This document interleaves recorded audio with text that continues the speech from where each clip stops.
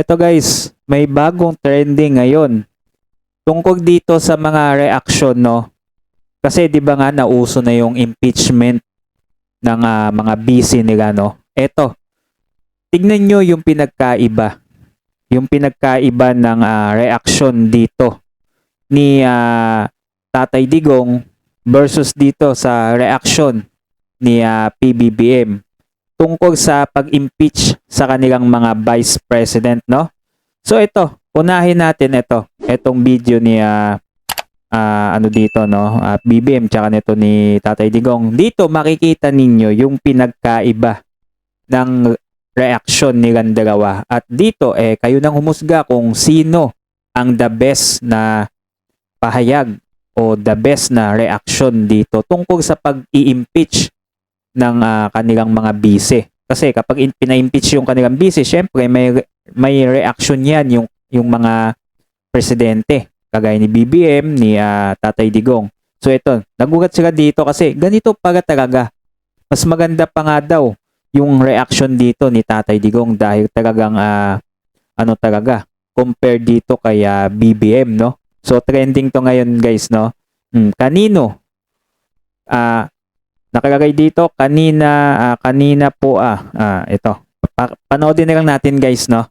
Nang sa ganun kayo nang magdesisyon kung kaninong reaction ang gusto ninyo, no? So ito, sabay-sabay natin panoodin yung video. Na-transmit na ng House Secretary General ang dalawang impeachment complaint laban kay VP Sara. Ano po yung reaction niyo po dito? Yan, kay BP. No reaction. Hindi ko trabaho yan. Trabaho ng House.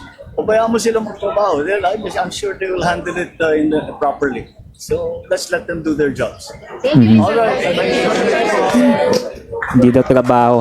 Ito naman, Tatay Digong. Impeachment complaint against Vice President Leni Robredo. I won't allow. I won't. Do you think, sir, may basehan po para ma-impeach nga po siya? What are your thoughts po? Look, we just had an election. Guys, lay off. Let's stop it. Can do other things, but do not tinker with the structure of government. I will not countenance it. Elected yung tao. So, why do you have to sit just because he keeps on harping on me? Yeah, this is democracy. Yan. So makita nyo guys yung pinagkaiba, no? So hindi pa tapos yung speech dito ni Tatay Digong. Pero kitang-kita nyo na yung pinagkaiba ng reaksyon nilang dalawa. Ito si PBBM, walang pakialam. Trabaho daw ng House yan. Ba't daw niya papakialaman yan? Trabaho yun. Hagatado talagang walang pakialam ito si PBBM sa kanyang bise, no? Mapa-impeach man yan o hindi. Samantalang ito si Tatay Digong, talagang sinabi niya, binoto ng tao yan eh. Ayaw niya ng impeachment. Diba? Tapos ipapa-impeach ninyo, binoto-boto ninyo, tapos papa-impeach ninyo, diba? Diyan pala makikita nyo na kagad yung pinagkaiba nilang dalawa. Diba? Si Tatay Digong talaga ayaw yan ng mga ganyan. Kasi isipin mo, binoto naman talaga eh. Bakit ninyo papaalisin? Binoto nyo eh. Pagtyagaan nyo, diba?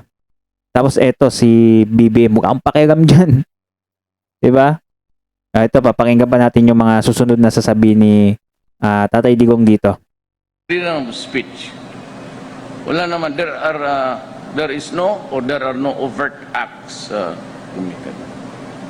Kakatapos lang ng eleksyon. Bakit mo sirayan? Diba? Okay, malay mo ako. Baka hindi na ako magising bukas sa bangungot. Okay na. Siya naman, pero you create trouble na po. Ayaw yung military kasi ayaw nila hindi naman tamad, pero bakit mo dagdagan yung problema nila? Pati police. Who will keep order in this country, kundi sila. Ngayon magsabi lang, hindi lang natin magsabi lang, mga to gusto ng gulo. Gusto talaga ng basagan ng ulo. Maganda na nga ang buhay kakatapos lang ng eleksyon.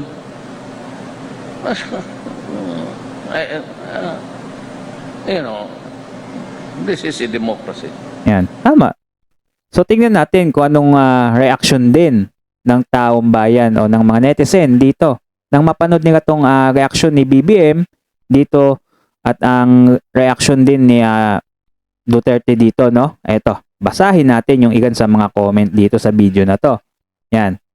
So, sabi dito, the difference between smart president and ha ha ha. Diba? Si Isko Moreno, akala ko galit sa adik, ba't nandyan na sa tabi ng adik? Oo nga, no? Yung si Isko, oh. Yan, no? Si Isko. Mukhang, ano magapit yata to si Isko dito kay BBM, Eto, magayong-magayo si Tatay Digong sa lahat ng naging president. Tama talaga, magayong-magayo, no? Compare sa iba. Tama naman talaga siya, kahit pakaaway mo, wag mong ibabagsak yan dahil people's choice yan. Diyan nyo makikita ang may dignity. O, di ba? Ayaw ni Tatay Digong na ipa-impeach ang kanyang bise dahil binoto nyo eh. Binoto nyo. Eto, ano po ang reaction nyo dito? Kagarang-garang na Vice President Inday, tinagpa si Inday tsaka si Reni on how President BBM and Duterte. Yan. Ano pa asahan sa bangag? Nakapagsisi sa boto, nasayang lang dahil sa pangako. Sino mga nagsisi dyan, no? Yung mga pangako sa bigas, pangako na mga napako, di ba? Ayun, no? Taong mga netizen na nagsasabi at nag-react dito. See the difference, on how they accept and react the same question. Dito pa lang, alam mo na sino may paninindigan. Strong and may wisdom versus sa wala at weak na leader. Traidor na sa kasamahan niya. Ayan, traidor na pa sa bayan. Gising-gising Pilipinas ay nako. Ayan, gumising na sana sa katotohanan yung mga Pilipino. Tama yun.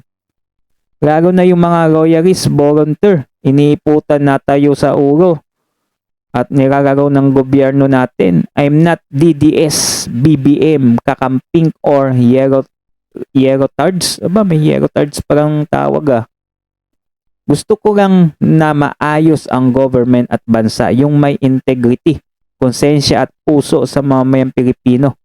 Hindi yung obvious na yung pangako, hindi obvious na yung pangloloko, ginagaslight ka pa.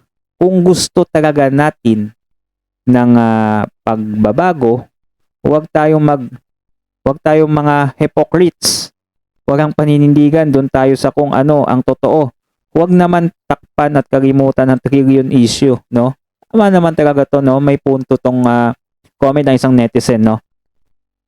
Kasi kung isipin nyo, dapat maayos talaga yung government natin. Pumili tayo, kaya lang wala kayo nang humusga dyan, guys. Anong masabi nyo? Kanino kayo pabor sa reaction? Dito ba kay Duterte o dito kay BBM? Comment down below sa video natin. Huwag nyo din kalimutan mag-subscribe, no? Nang lagi kayong updated sa mga susunod pa nating mga video.